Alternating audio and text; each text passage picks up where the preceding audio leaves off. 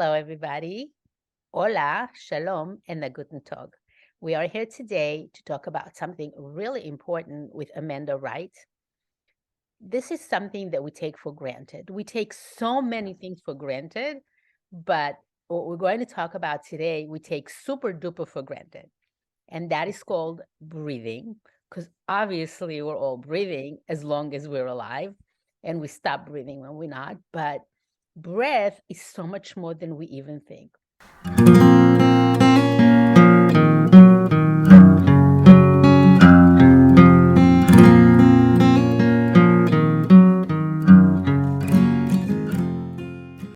I realized that in ancient Hebrew, the word breath, which is neshima, and the word spirit, which is neshama, actually are the same word.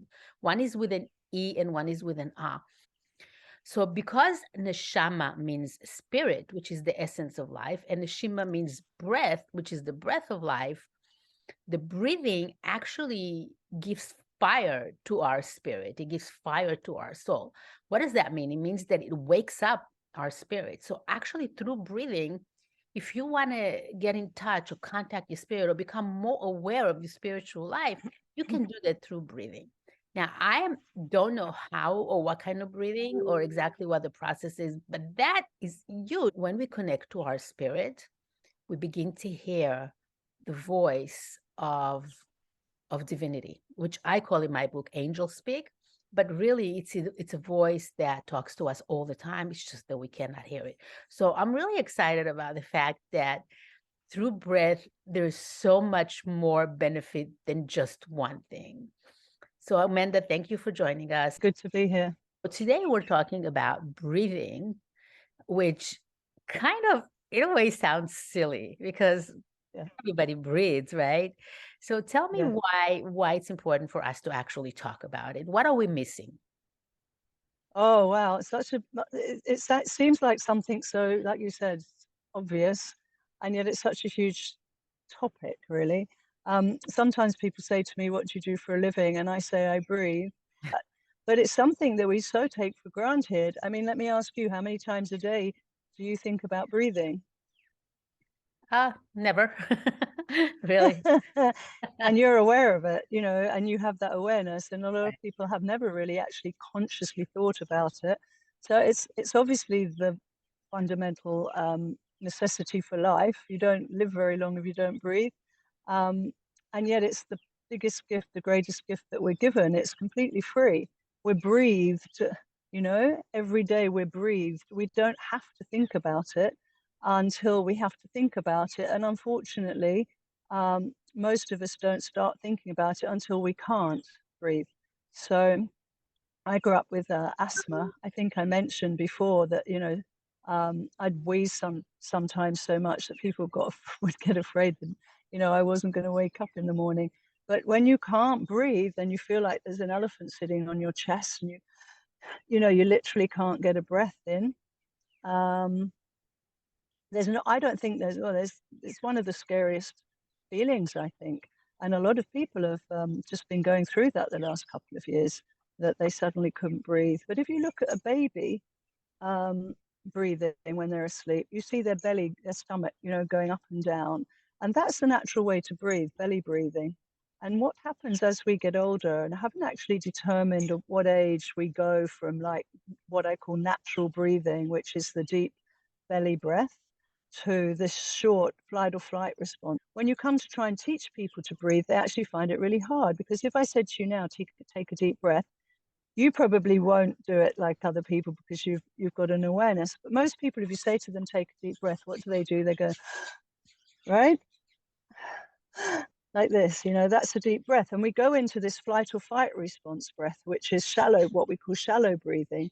And we try to breathe up here in our upper register of our lungs. So our lungs are very big. They come from here and they go all the way down below the diaphragm. And the diaphragm is created in such a way that it expands and contracts to allow room for our lungs to take in a breath. And so correct breath or conscious breathing, there's very many names for it. Conscious breath or correct breath is deep breathing into the deepest level of your lungs so that you get the fullest breath. And when you get a full breath, then you get optimal oxygen, and it goes everywhere that it needs to go, because all our cells need oxygen to perform, from metabolism, for everything to happen. If you stop someone and say to them, stop and take a deep breath, they don't. So so it's really changing where we breathe, how we breathe, and even when we breathe. In order to remind ourselves how to do that, we have to relearn how to breathe. So what happens to someone if they've never heard anything about that? I mean, obviously you do your survival breathing, and all of a sudden someone comes along and says, wait a minute, breathing is not just what you think it is. What happens to them? What happened to you when you first heard about it? I'd had asthma, undiagnosed asthma. I'd always had breathing problems. I couldn't eat with my mouth closed because I couldn't breathe through my nose if my mouth was closed.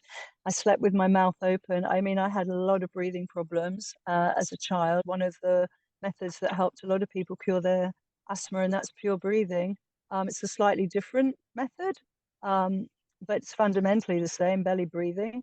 But I think that, when you're at any age, when you're under stress, external stress, then you'll go into panic, fright, fear, traumatic breathing.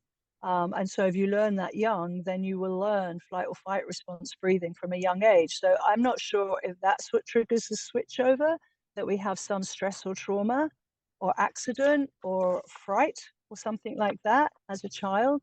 And that's when we go into the flight or fright breathing. But it makes sense that's what would have happened. We know stress response does so many different things in the body. It depresses your digestive system. It depletes your brain chemicals. It does so many different things to us when we're stressed. We know it messes up our hormones, our cortisol levels go all wacky. And so nothing can really work efficiently when we're in a stress response. And stress response can be induced by obvious external traumas, like, an accident, a fright, a scare, whatever, abuse, all sorts of things. But it can also be triggered by internal stress, internal factors like, your body's not being able to process, metabolize, digest, assimilate efficiently, being able to get away from buildings and radiation and microwave and all that, and get out into nature, into fresh air is one thing, but knowing how to utilize it is another thing. When we're breathing up here, you can only get a certain amount of air in, okay? So you don't get a full lung register of breath. And depending on what air we're breathing also, because in some places you're breathing in more pollution than good quality oxygen, and the oxygen's less than it used to be. They say that we're relying on the oxygen from the sea plants now because there's been so much decimation of land plants. But we get oxygen from the green, from the trees, from everywhere. So when you change your breath from here to your lower abdomen, like underneath your rib cage, so you have to be able to expand your diaphragm. A lot of people's diaphragms are very tight and stressed. But when you expand your breath down into your lower lung region, you get a full breath. And when you get a full breath, you can then get a full exhalation. So a lot of people, and asthma is a classic with this, a lot of people feel like they can't breathe in. But actually the problem is that they can't breathe out. So, a lot of people panic and focus on trying to get the breath in, but they don't actually get the breath out. As you know, we breathe in oxygen, we breathe out carbon dioxide. And the oxygen, when it comes in, it goes to every cell and it impacts absolutely every single response in the body. And so you need to get as much oxygen into your bloodstream and your cells as you can. But you also need to exhale all the waste products, if you like, of respiration. And so what I do a lot with people is have them focus on the exhalation, especially when you've got asthma. The more you exhale, because it's like if you imagine your lungs are like a vacuum. So if you exhale and all the air's out, then automatically as long as you're alive and able to breathe, automatically the vacuum will create a suction effect and you will breathe in.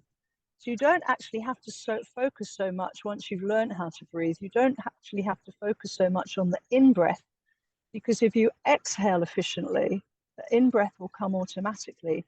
All you have to do really is train your body or retrain your body to be able to expand your diaphragm and expand your lower lungs to be able to receive as much oxygen as possible. That's amazing. So, so there's different kind of breathing methods, and you just reminded me, and I totally forgot about it. Is when I had my car accident, my lungs collapsed. Wow. So, the little bubbles in the lungs, what are they called? Those little bubbles in the lungs, they depleted, and they couldn't expand when I was breathing. But that made breathing so painful.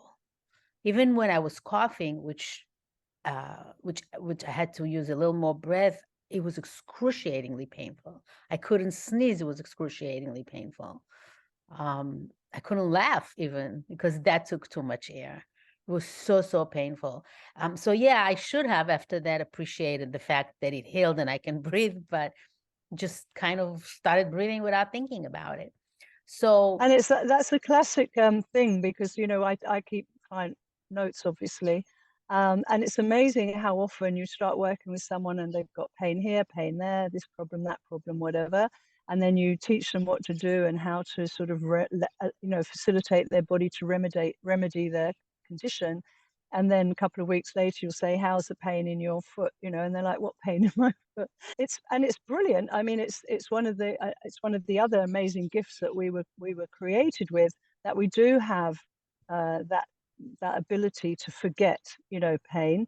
But it's amazing how quickly we will forget pain and then get on with life unless we trained ourselves, to have conscious awareness, to meditate, to actively consciously breathe as a part of our lifestyle practice. And when we do learn breath work, I mean, people think I don't need to learn to breathe, I know how to breathe. But when we actually learn breath work and how to do it efficiently, it reconnects us to our body, because so many people run around, being busy with life and are completely disconnected from their body. I mean, their body runs around with them, but they're not connected to it. And you see this very clearly when I'm working on people doing shiatsu, and I might pick an arm up to work on it, and then the arm stays up there. And I'm like, "Relax, let go." And they're like, "I am." And I'm like, "Why's your hand in the air?" And they're like, "Oh." And then they put the arm down, yeah. or the same with the leg. You pick a leg up to move it around and the leg stays up. And it actually makes it very difficult to work with someone when they're resisting and they think they're relaxed. And you're like, "No, you're not relaxed, you're resisting." And actually, even just to teach people how to relax and how to let go. So I always work with people's to get them breathing. And even 3 breaths, if you do 3 mindful breaths, I always say to people, lie down on the floor 10 minutes a day, 5 minutes a day, and consciously breathe. Just 5 minutes a day. It will change your life. So as soon as I teach people to just do 3 breaths and then say to them, "How do you feel?" they immediately say, "My mind's calmed down. I feel calmer. I feel quieter." Can you give us an example of what you mean by a deep breath? Yeah. So, I mean, I don't know if you can stand up. I can't really stand up at the moment because No, you I'm. can do it sitting down, but just explain it so that But people. if you make a triangle like this Mhm, around your belly button, so your hands are like this, and you put them on your belly button, mhm. or so your belly button's in the middle, so to speak. So your fingers are underneath your belly button and they're touching. Okay. And then what I do to tell people is just push your belly forward so that your fingers come apart. That's all you have to do. Just actively push your belly forward, your lower belly, your lower abdomen forward, so that your fingers come apart. Now the breath's just Make sure, gone down make there. sure that the breath goes all the way down to your stomach. Is that what it is? No, you're not breathing at this point. I mean, you are, but you're not Oh, actively breathing because you can't, because you don't know how. To facilitate the brain understanding what they're trying to do is I just tell people, just push the abdomen out, just push it forward and let your fingers come apart. And then open your mouth wide and blow out, suck your belly back and let your fingers come back together. Okay, so now you do typically what most people do, and they go, like, people don't want to open their mouths and do big breaths.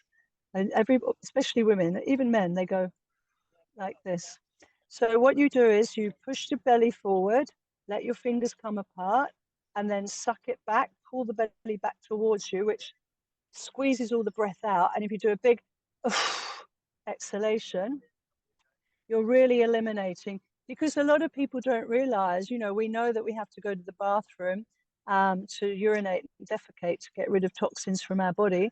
And we know that a lot of toxins come out through the skin. That's the biggest toxic eliminator, is the skin. But about 20% of your toxins actually come out of your breath. More toxins come out of your breath than come out of your defecation and urination. I mean, obviously they're important as well. But if we don't exhale efficiently, we're not fully eliminating all that carbon dioxide and all the toxins that come out with it. And when we learn proper breath regulation, it changes our mood. It changes everything, because it affects our autonomic nervous system. And our autonomic nervous system controls so many different things, right?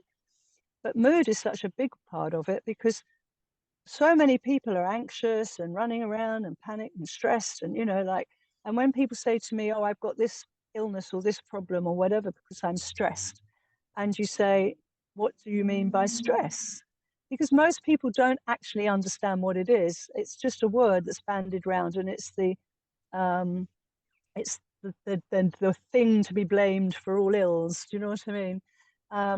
And so, but actually, stress is a response in the body to the body not being able to do what it needs to do. And one of those things is breathe, get enough oxygen in, and get enough everything else out, right? So when you actively engage in breath regulation, breath work, then you calm your autonomic nervous system down, and then all your other, circulation, respiration, digestion, your nervous system, all the other functions in your body are much better able to work efficiently. So what I encourage people to do, we try that, and that sometimes works for people. Sometimes their brains can do that connection, and sometimes they can't. So then I'll say to people, okay, put one hand on your lower abdomen and put the other hand on your chest, right? And then I'll say to them, now push your belly forward. And the idea is the belly goes out, this hand doesn't move. So you fill your belly up with oxygen, and then you blow out. And I won't do a full breath because it will take too long, because once you learn to do full, see how your hand went up? So once you learn to do full breaths, they're quite long. It's funny, actually, I was learning Tai Chi with a Chinese practitioner in wherever it was, Thailand, I think, I can't remember. And he said, okay, first of all, you have to learn to breathe. Do 100 breaths and then we'll get started. So I started breathing. And after about 70, he said, too slow, let's get on with it. Because most people don't breathe. So I think he thought I'd do 100 breaths, typical breaths, but I was doing long breaths. And so he was like, it's taking too long, taking too long. But yeah, when you do really deep, long breaths, it takes a long time to get through, breathing. So but the more you do it, the more it just becomes automatic. So, and the more you can breathe out, the more breath you're going to get in. So when you're doing anything where you need to exert yourself, like exercise or climb a mountain or even housework or whatever, if you're needing to exert yourself and need a lot of energy, a lot of people, when they're doing muscle work or exercises, they'll like be, and they'll hold their breath in and they'll strain, which is counterintuitive to actually getting the oxygen into the muscle, because you're tensing everything. That doesn't really work. But if you blow out, so I remember once I was climbing a hill somewhere and I was using my breath, because if you breathe out as you're climbing stairs or anything, you get to the top and you're not breathless. When you breathe properly, you're not breathless at the end. So I was going up this hill and I was going like this, as I'm walking up the thing. And this car pulled up alongside of me and they went, "Are you okay?"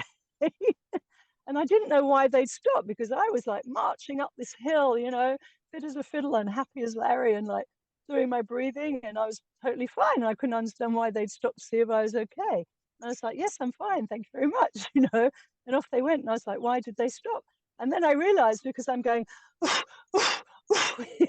and they must have heard me and thought I was in trouble. And it was actually the very opposite. But there's nothing wrong with sounding your breath. And when I'm teaching yoga, first thing I say to people is, I want to hear you breathing and I want you to hear yourself breathing. Because if they get used to breathing out, then when they're doing the postures where they need to exhale, they'll hear themselves. And if they don't hear themselves, they know that they've stopped breathing. I mean, not stopped breathing, but you know what I mean? They're holding their breath and they're not consciously exhaling anymore. So a big part of breath work is exhaling. It is so important.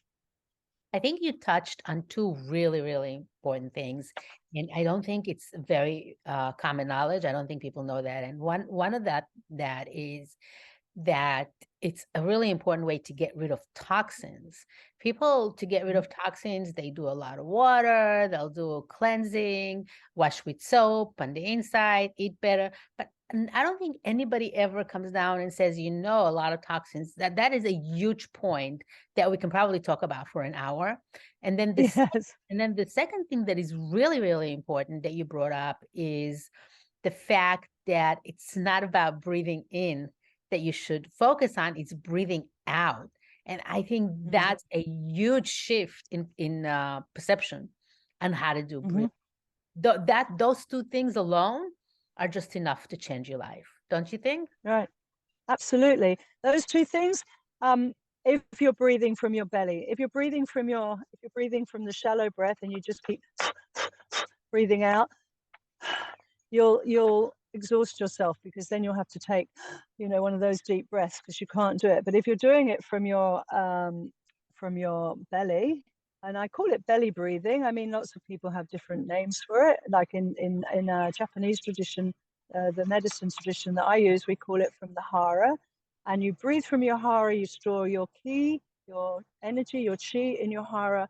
And the more you sort of strengthen your breath, I know that sounds odd, but the more you strengthen your breath and you build your breath, the more ki you actually store. And it's quite astonishing because if you get, God forbid, have an accident or get laid up or get sick or whatever, it's amazing how that store of energy that you've built up, that ki, that life force, how it will carry you through, even if you're not able to walk, exercise, or whatever for a while, it will carry you through. And it's quite incredible how once you've built it up, how well it serves you, and also even when you're not well, if you can always continue to work on the belly breathing. So, I mean, I don't really want to talk too much about COVID, but at the beginning of it, people were getting sick and couldn't breathe, and that was one of the symptoms. Those that didn't go to hospital and get put on breathing machines, who, whatever, I hope all those people are okay and got out of hospital. But those that didn't go to hospital and were really getting scared, they were getting frightened because people aren't used to not being able to breathe. Unless you've grown up with asthma and you're used to it, and then you've either got used to your puffers and you grab for that, or you've learned other methods and you know what to do to stay calm. Because the most important thing in any situation is to stay calm, not just mentally calm so you can stay alert and function and do what's necessary, but physiologically calm, because when you go into a stress response, obviously everything else gets debilitated. And if you're sick, then the last thing you want to be is more stressed, because that's going to downregulate and dysregulate everything and make everything worse, right?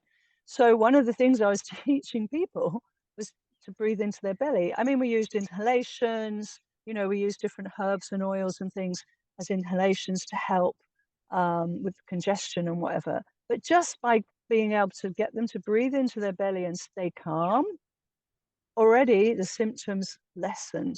It was instant, almost instant. I had a lady panicking the other day because from jab injury, and some numbness and pins and needles, and she was getting panicky. And again, proper meditation is breath work. And so you can go into a meditative state by connecting into your breath work, breathing into your belly, closing your eyes, and just focusing on the breath. I call it circular breathing. And it's you breathe in from the universal energy. You just breathe it in, you take it down into your belly, and then you with your eyes closed, and then you breathe out, and you breathe out all the toxins. And that can be emotional toxins and traumatic toxins. It's not just byproducts of metabolism toxins. It can be all the self-doubt, all the negative self-talk, all the bad things people have said to you, the teacher telling you were stupid when you were a child, whatever is stuck with you and staying with you, and it runs around your head, I'm no good, this, that, and the other thing. You can blow all that away. I always say to people, blow it out, send it out to a cloud, and just watch it float off, into the Netherland. And the beauty of it is as well, because some people say, I don't want to put my toxins out into the universe, and pollute other people's air. But that's not what happens. That's the other beauty of the genius of creation, is that we breathe out all this gunk, all this toxic waste products and all our negativity and all that. And the universe just transforms it back into beautiful oxygen so that we can breathe it in again. So I say to somebody, I can breathe out in Australia, and someone in Paris is breathing in, my fresh air from my exhaled toxins, because the butterfly effect, everything affects everything. So how does someone get in touch with you if they're interested? So my email is AmandaWrightHealth@gmail.com. So that's Amanda, WRIGHT. WRI. Amanda is with 2 A's, right? AMANDA, 3 A's.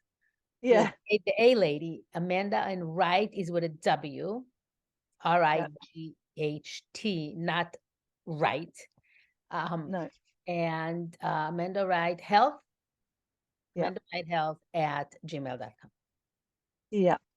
So people can email me, or they can find me under that name on Instagram or Facebook, and they can send me a message there at AmandaWrightHealth. I'm not very good on social media, so they're not very up to date. But if people are interested, they can look back on Facebook, and there's a few lung classes, and they'll include some breathing.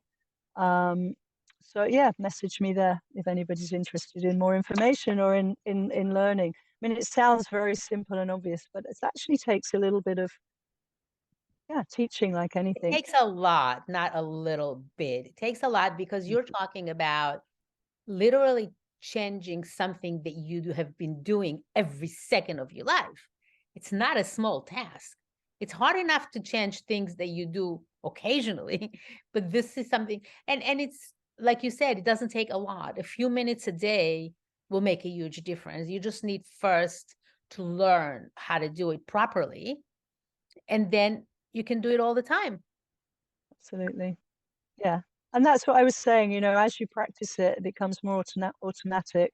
So even though you're not consciously breathing into your belly, breathing out, your breath is more automatic from there. But then when you are going into doing something that needs a bit more exertion, you more automatically just come from there and start to breathe from there, and you don't have to sort of focus on, because I know there's a lot of yogic breathing that's very different. It's in through the nose, out through the mouth, or sorry, in through the nose, out through the nose, and the nostril breathings. I mean, it's all good. So all has they its did place. that. They did that on my yoga class yesterday. Yeah. What's all that? I didn't like it. It's just different. It's just I don't particularly like it either. But you go in through one nostril, out through the other nostril, and hold the breath. And there's lots of different breath works. There's lots of different breath techniques. I'm a very, as you'd say, tachlis. I'm a very basic person. I like simple, easy, and doable. To the point. The less complicated. Yeah. Cut to the chase, as they say. It's like the less complicated it is. And you can use that breathing for swimming, for going underwater. You can do it for a lot of things. Thank you so much, Amanda. This has been very educational. So kind of to touch on the important things that we talked about is the benefits of proper breathing, Of course, you can't isolate breathing and discard everything else, like eating and exercising and all that. But as far as breathing is concerned, there's a lot of benefits. It changes your mood. It can totally change your mood from being scared and stressed to calm down. It gets rid of toxins in your body, which is a huge one, especially since we're so bombarded with so many toxins. And that's just three benefits. I think there might be more, but we didn't have to touch on everything. So if you want to go and take a class with Amanda in a group or an individually, all you have to do is drop an email to AmandaWrightHealth. And if you don't know how to spell it, scroll back a little bit. You'll figure it out. Until we meet again, Amanda, it's been a blessing and a joy to talk to you. And You too. we send our love and appreciation to everybody else that's watching it. We shall see. Amen. And thank you, Tippy, for facilitating and making it possible to share anything that can help people live a better, more fulfilling, happy life. With love. Definitely with love. And before I go here, let me just show you, this is my book on Amazon.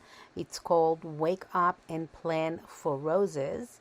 It is about planning your life consciously, because we actually plan our life unconsciously if we don't have an active plan. So might as well make it active, might as well make it the way you like it. So if you want the book, it's Wake Up and Plan for Roses on Amazon.